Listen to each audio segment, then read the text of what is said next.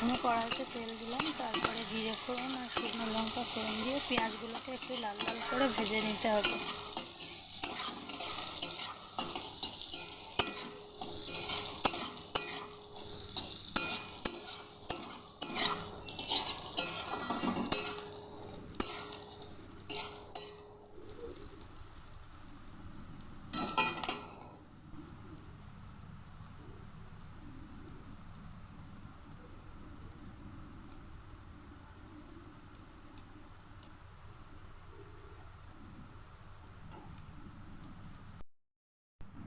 পেঁয়াজগুলো লাল লাল হয়ে গেছে, এবার দিয়ে দেবো ডুমো করে কেটে রাখা আলুগুলো।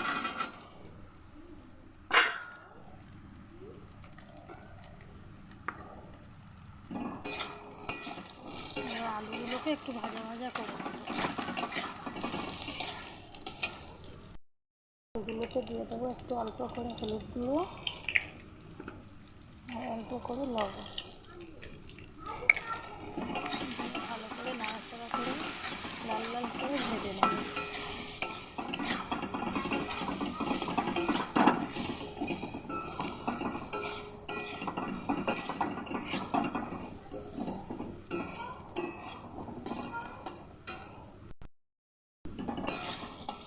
দেখুন আলুগুলো লাল লাল করে ভাজা হয়ে গেছে।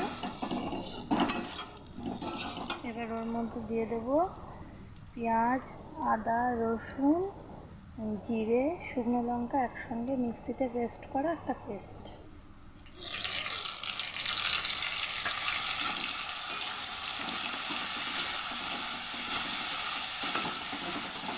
কেউ যদি টমেটো দিতে চাও দিতে পারে।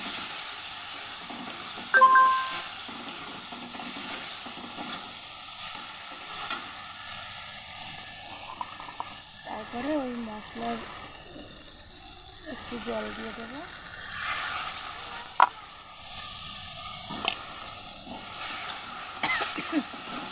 ভালো করে কষিয়ে নিতে হবে।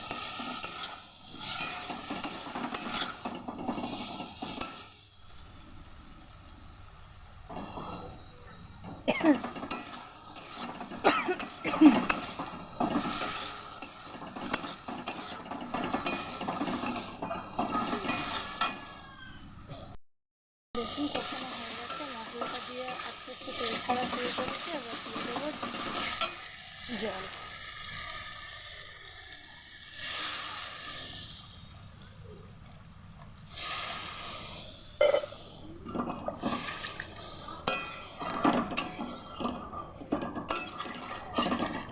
যেহেতু মাছের ডিম দেবো তার জন্য জলটা একটু বেশিই দিতে হবে। দিয়ে দেবো আরও একটু জল।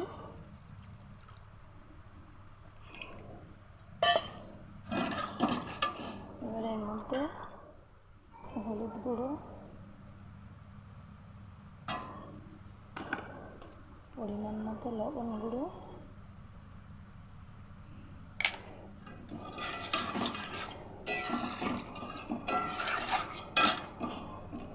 একটুখানি সানরাইজ মিট মশলা,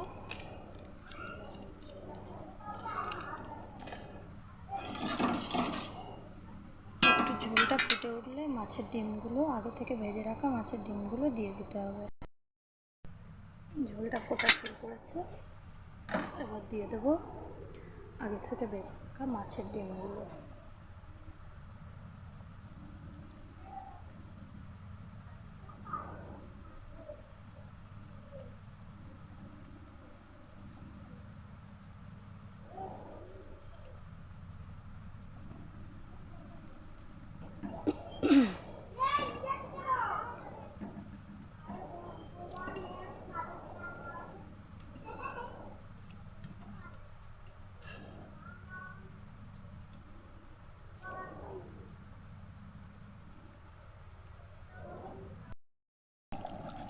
দেখুন বন্ধুরা, 5 থেকে 7 মিনিট ফুটিয়ে নিলাম। অলরেডি আমার ঝোলটা ডান। কালারটা কত সুন্দর এসছে। এবার একটু দিয়ে দেবো সানরাইজ গরম মশলা।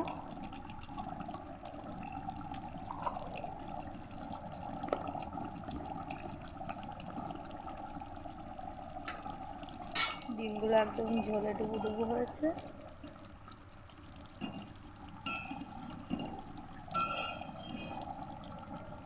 কার কার মাছের ডিম খেতে ভালো লাগে কমেন্টে জানিও কিন্তু।